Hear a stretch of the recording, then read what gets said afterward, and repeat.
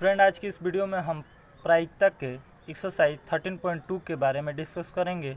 इसमें पहला क्वेश्चन कह रहा है, यदि P of A 4/5, P of B 2/5 और A तथा B स्वतंत्र घटनाएं हैं तो P of A intersection B का मान ज्ञात कीजिए। देखिए क्या होता है कि स्वतंत्र घटनाएं हमें नहीं समझ में आता है, तो स्वतंत्र घटनाएं होता क्या है मैं आपको बता देता हूँ थोड़ा सा।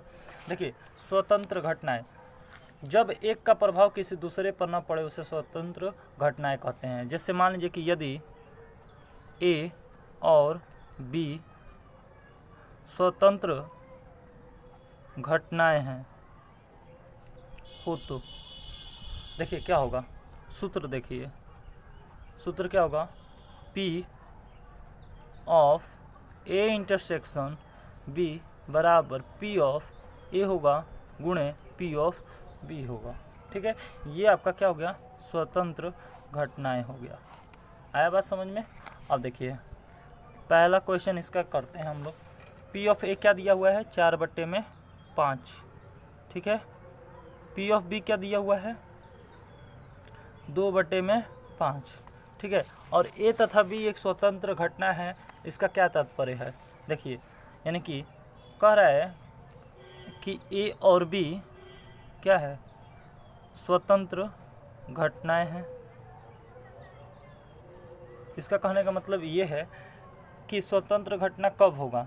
सुनिए, देखिए, जब हम P of A intersection B करेंगे तो P of A into P of B हमें आएगा। तो यही ना कह रहा है कि P ऑफ A इंटरसेक्शन ज्ञात कीजिए। तो P of A intersection B क्या होगा, जब स्वतंत्र घटना होगा तो P of A intersection B बराबर P ऑफ A इंटू में P of B। P of A का मान क्या है, 4/5 और P ऑफ B का मान 2/5 यानी कि 8/25। ठीक है, तो ये हमारा क्या हो गया, आंसर हो गया। आया बात समझ में। इसका दूसरा वाला क्वेश्चन देखते हैं। देखिए कह रहा है कि 52 पत्तों की एक गड्डी में से यादृच्छा बिना प्रतिस्थापित किए गए 2 पत्ते निकाले गए। कितने पत्ते, 2 पत्ते निकाले गए। दोनों पत्तों के लाल होने की प्रायिकता।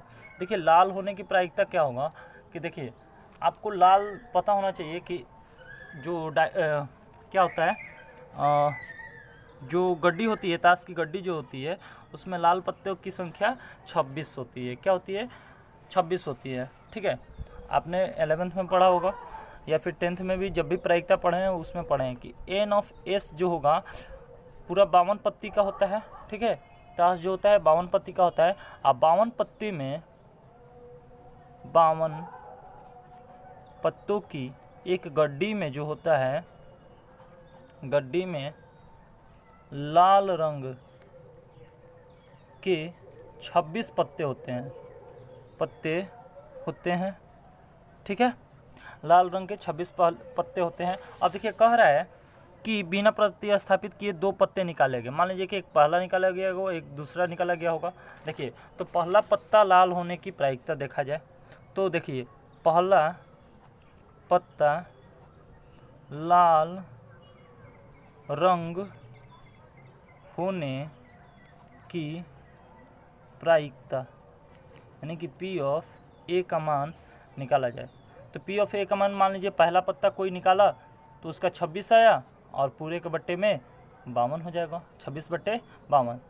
जो पहला पत्ता निकालेगा वो तो मान लीजिए 26 में से ही निकालेगा, 26/52 हो जाएगा।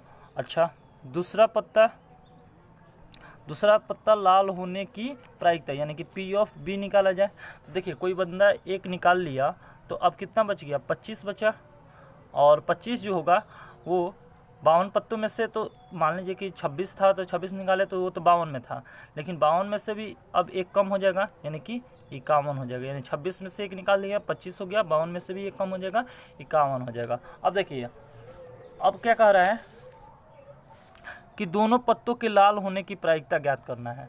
आपको दोनों पत्ते क्या हो, लाल हो, उसकी प्रायिकता। तो देखिए अतः लिखेंगे कि अतः दोनों पत्तों के लाल होने की प्रायिकता। ठीक है, दोनों पत्ते क्या हो, लाल हो, उसकी प्रायिकता क्या होगा, P of A intersection B हो जाएगा।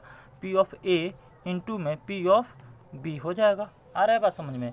यानी कि 26/52, एक तो 26/52 था, दूसरा क्या था 26/51। यानी कि देखिए 26 दूनी 52, ठीक है। यानी कि ऊपर कितना बच जाएगा 26 और एक सॉरी यहाँ पर 25 है, ये 25 है, 26 दूनी 52, ऊपर कितना बच जाएगा 25 और बट्टे में 51। यानी कि पूरा आंसर मेरा 51 गुणे, एक मिनट गलत कर दिए सॉरी। देखिए P of A into P of B, 26 बट्टे में क्या है 26 बट्टे में ये क्या हो गया,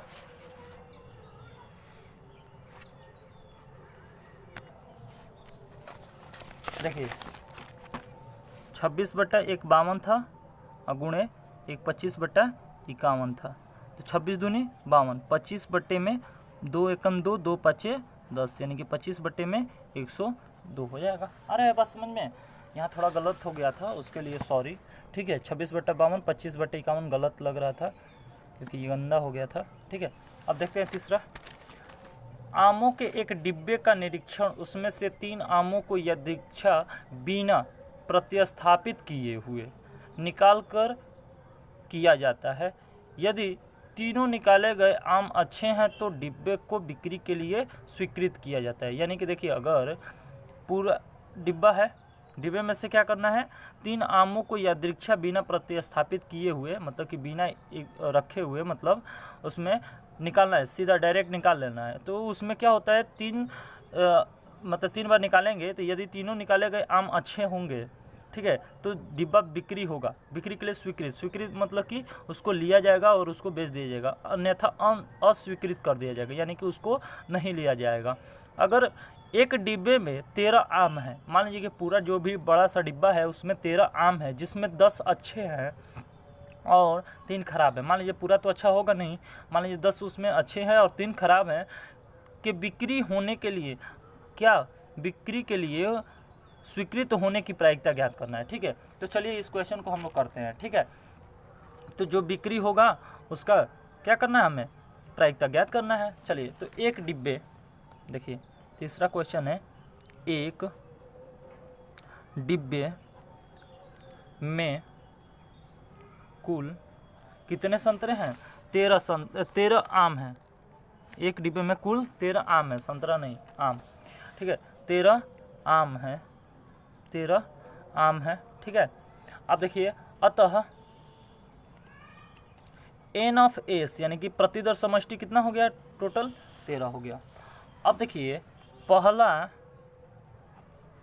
आम क्या है, मतलब देखिए पहला आम निकाला जाता है। मान लीजिए तो पहला आम 10 अच्छे हैं, तो पहला आम अच्छा निकलने की प्रायिकता देखा जाए, पहला आम अच्छा निकलने की प्रायिकता, ठीक है। पहला आम अच्छा निकले, इसकी प्रायिकता क्या है, P ऑफ A बराबर 10/13, ठीक है। अच्छा, अब दूसरा देखा जाए, दूसरा आम अच्छा या खराब है ना, तो दूसरा देखा जाए, मान लीजिए कि 10, हमें अच्छे की ज़रूरत है ना, कि स्वीकृत होने की प्रायिकता पूछ रहा है, तो अच्छा निकलेगा तो ही तो स्वीकृत होगा, तो हमको अच्छा देखना है, ठीक है। तो दूसरा बार देखा जाए तो दूसरे बार आम अच्छे निकलने की प्रायिकता क्या हो जाएगा, P ऑफ B हो जाएगा। दूसरे बार जब कोई निकाला तो 10 के जगह पर अब कितना हो जाएगा, एक कम ही हो जाएगा ना, एक तो निकाल लेगा इसमें से, तो ये 9 बच जाएगा और यहाँ पर 13 के जगह पे 12 हो जाएगा। फिर तीसरी बार देखेगा तो तीसरा आम निकाल लेगा, तो देखिए 2 आम निकाल लिया है, ठीक है। अब कितना बचेगा, देखिए पूरा टोटल 10 निकाला था, फिर उसके बाद 9, अब कितना है, अब 8 हो जाएगा। अब ये घट रहा है 13 से 12, 12 से 11 हो जाएगा। आ रहा है बात समझ में। अब देखिए, तो ये तीनों बार निकाल दिया गया, पहली बार, दूसरी बार, तीसरी बार, 3 बार ही निकालना है, क्योंकि कह रहा है कि डिब्बे के निरीक्षण में 3 आमों को यादृच्छा बिना, हाँ तो 3 आम निकाल लिए, एक आम यहाँ से, एक आम यहाँ से, 2 आम, ये तीसरा आम, ठीक है। अब देखिए डिब्बे लिखेंगे कि डिब्बे के स्वीकृत होने की प्रायिकता अर्थात तीनों संतरे अच्छे होने की प्रायिकता। देखिए तीनों संतरे अच्छे हो उसकी प्रायिकता क्या होगी, तो तीनों संतरे अच्छे होने की प्रायिकता A intersection B intersection C हो जाएगा। अब इसका मतलब हुआ कि पी ऑफ ए करिए इंटू पी ऑफ बी करिए इंटू पी ऑफ सी कर दीजिए। तो चलिए पी ऑफ ए कितना है 10/13 है, इंटू में 9/12 है, इंटू में 8/11 है। अब देखिए जब इतना हो गया तो अब देखिए इसको कटाइए, तितरी का 9 3 चौक 12 4 दूनी 8 2 3 6 2 60 और 11 3 33 और 11 3 14 143 60/143। यही क्या हो गया हमारा आंसर हो गया। आया बात समझ में, 60/143। ठीक है। अब देखिए आया कि नहीं समझ में, अच्छी बात है। अगर नहीं आया तो आप हमें कमेंट कर सकते हैं, और अच्छी लग रही है वीडियो तो आप इसको लाइक भी कर सकते हैं, अगर नहीं लग रही है तो डिसलाइक भी करिए। चलिए और ज़्यादा से ज़्यादा शेयर करिए, मेरे चैनल को सब्सक्राइब करिए। ठीक है, जल्दी फटाक से। अब देखिए चौथा क्वेश्चन देखते हैं। एक न्याय सिक्का और एक अभिनत पासे को उछाला गया। क्या कह रहा है भाई कि एक सिक्का है, न्याय सिक्का यानी कि जो न्याय करता है, ठीक है, वो सिक्के को उछाला जाता है और क्या होता है, और एक अभिनत पासे को भी उछाला जाता है। तो भाई सिक्का उछाला जाएगा तो हेड टेल आएगा, और अभिनत पासे को, पासा मतलब समझ रहे ना, लूडो जो खेलते हैं उसका जो डाइस होता है उसी को पासा बोलते हैं। ठीक है, तो उसको उस पर जो 1 2 3 4 5 6 तक लिखा रहता है वो होता है। ठीक है, उछाला जाता है, दोनों को उछाला जाता है। माना ये घटना सिक्के पर पट प्रकट होता है, ये तो बात समझ में आ रही है। बी घटना जो है 5 प्रकट होता है, मतलब कि एक बार उछाल रहे हैं तो मान लीजिए कि एक पर पट आ जाएगा और दूसरे पर क्या आ जाए 5 आ जाए, को निरूपित करते हैं। ज्ञात कीजिए कि ए और बी स्वतंत्र घटना है या नहीं। ठीक है, चलिए देखते हैं। चौथा क्वेश्चन है, देखिए क्या कह रहा है उसको ध्यान से सुनिए।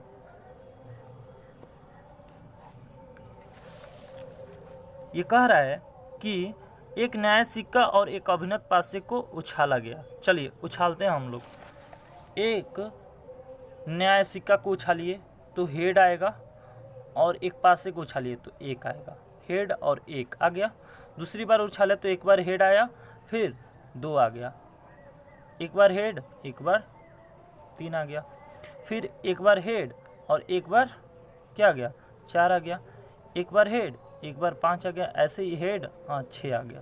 हेड का काम हो गया और डाइस का भी काम हो गया। आ रहा है बात समझ में, पहली बार सिक्का उछाला जा रहा है, दूसरी बार डाइस, पहली बार सिक्का दूसरी बार डाइस। ऐसे ही अब टेल के बारे में बात करेंगे। टेल हो जाएगा 1 हो जाएगा, टेल 2 हो जाएगा, टेल 3 हो जाएगा, टेल 4 हो जाएगा, टेल 5 हो जाएगा, टेल 6 हो जाएगा। आ रहा है बात समझ में, यानी कि यहाँ से देखा जाए तो प्रतिदर्श समष्टि क्या हो जाएगा, समष्टि क्या हो गया, यहाँ से प्रतिदर्श समष्टि यानी कि एन ऑफ एस कितना हो गया, ये 3 3 6 3 9 3 4 12, यानी कि एन ऑफ एस का मान कितना आ गया, एन ऑफ एस का मान आ गया 12। ठीक है, अब देखिए जब 12 आ गया तो देखिए क्या करना है। इसमें पहला क्या है, एक घटना सिक्के पर पट प्रकट होता है। ठीक है, पट प्रकट होता है। तो देखिए पट मतलब क्या होता है, टेल। आ रहा है बात समझ में, तो एक घटना क्या कर रहा है कि सिक्के पर पट प्रकट होता है। देखिए सिक्के पर पट प्रकट होता है, यानी कि कहने का मतलब है जितना पट वाला है, यानी कि T1 T2 T3 T4 T5 और क्या हो जाएगा T6 हो जाएगा। आ रहा है बात समझ में। अब देखिए बी घटना क्या कह रहा है, बी घटना देखिए कह रहा है, क्या कह रहा है, बी घटना पासे पर 5 प्रकट होता है। पासे पर अब 5 प्रकट किया जाए, पासे पर 5 प्रकट होता है। देखिए पासे पर 5 प्रकट होता है मतलब क्या, देखिए एक हेड होगा तो भी 5 दिखेगा, एक यहाँ पर 5 दिखेगा और एक टेल के साथ 5 दिखेगा। देखिए पासे पर 5 प्रकट हो गया। आ रहा है बात समझ में, तो ये हो गया, 2 चीज़ हो गया। अब देखिए इन दोनों में कॉमन क्या है, यानी कि P of A intersection B देखा जाए तो कॉमन देखिए T5 ही दिख रहा है यहाँ पर, और यहाँ पर भी T5, ये दोनों एक दूसरे के कॉमन है, तो कॉमन क्या हो गया, T5 हो गया। आ रहा है बात समझ में, यानी कि A इंटरसेक्शन B का भी मान आ गया। तो चलिए नोट कर लेते हैं हम लोग को क्या क्या मिल गया। यहाँ से P ऑफ A इंटरसेक्शन नहीं है, ये A इंटरसेक्शन है, केवल A इंटरसेक्शन B का मान T5 आ गया। अब देखिए हम लोग निकाला जाए, A का मान कितना आया था, A का मान देखें तो T1 T2 T3 ऐसे करके 6 आया था, ठीक है, 6 आया था, तो यहाँ से 6 आ गया, तो ये 6 और P ऑफ A निकाला जाए इसका, ठीक है, तो यहाँ से 6 आ गया, यहाँ से ये 2 आ गया, तो P ऑफ A के लिए देखा जाए, P ऑफ A निकाला जाए तो पूरा टोटल 6 था, 6 आया है ना, A का मान 6 आया है, और प्रतिदर समष्टि कितना है, 12, 6/12 हो जाएगा।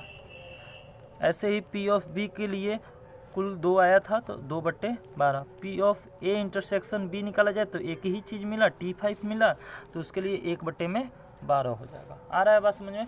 अब देखिए हमको क्या करना है कि ये देखना है कि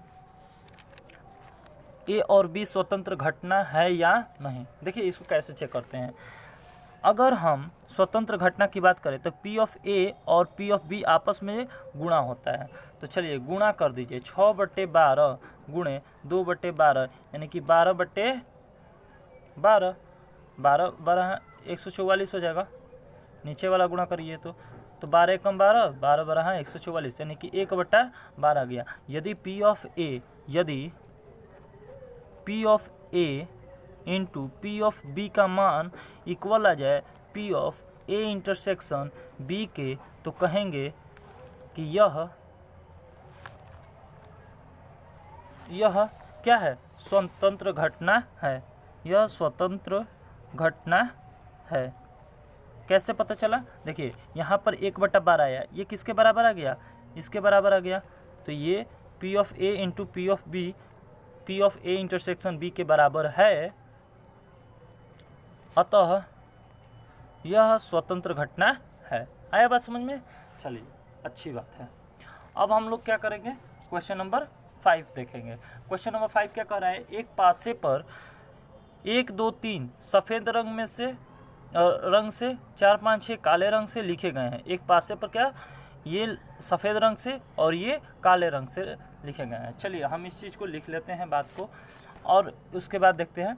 माना A घटना संख्या विषम है, B घटना संख्या काले रंग से लिखी गई है, ठीक है, को निरूपित करते हैं। ज्ञात कीजिए A और B क्या है, स्वतंत्र घटना है या नहीं। ठीक है, चलिए हम इसको भी करते हैं।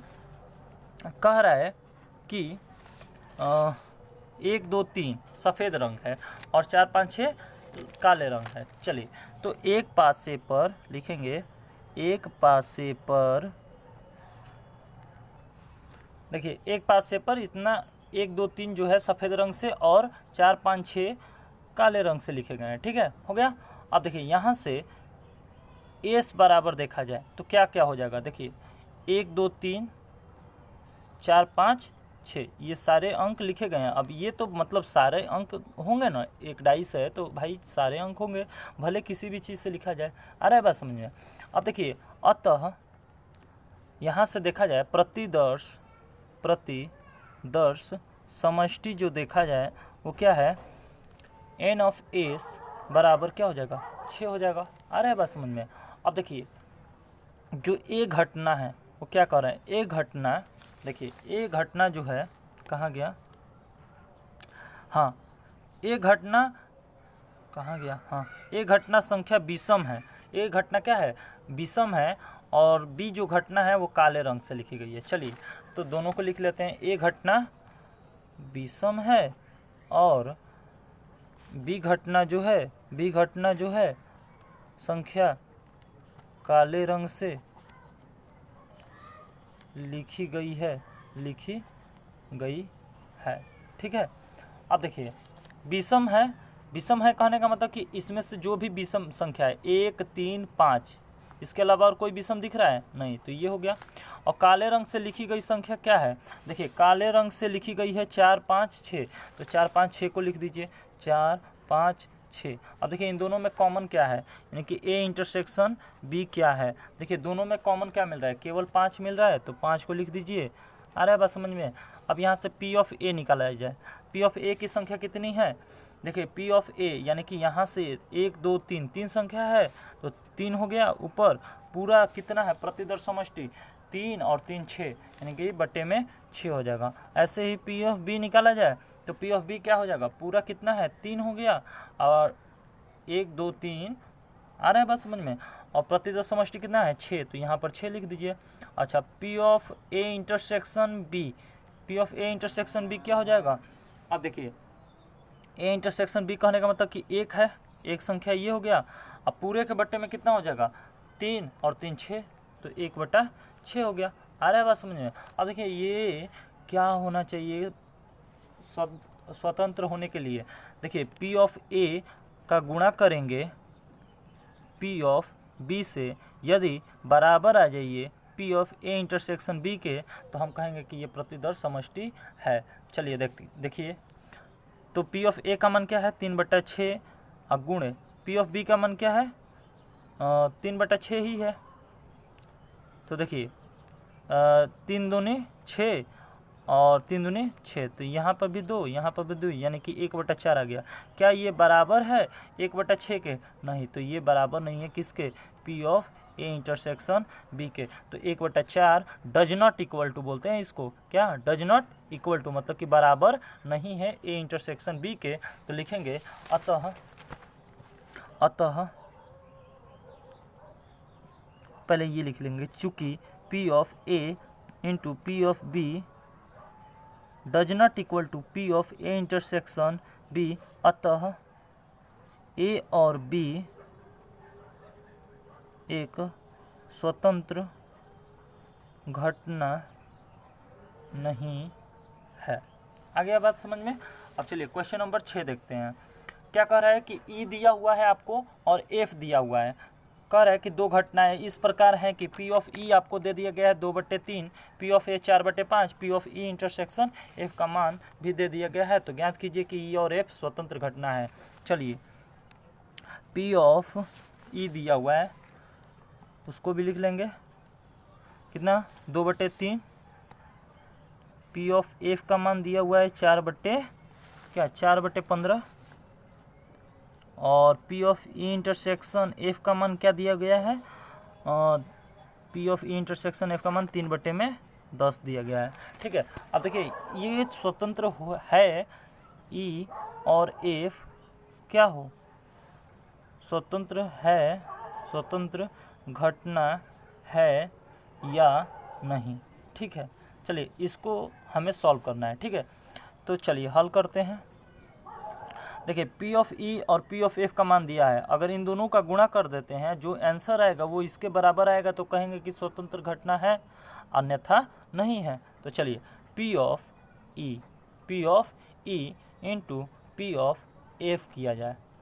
चलिए 2/3 हो गया, 2/3 हो गया, इंटू में 4/5, 4 दूनी 8, पंक्तियाँ 15, 8/15 आ गया। क्या ये P of E intersection F के बराबर है, नहीं। तो लिखेंगे कि चूंकि P of E into P of F does not equal to P of E intersection F, अतः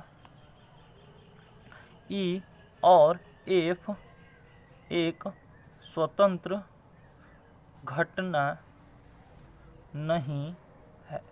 आया बात समझ में। चलिए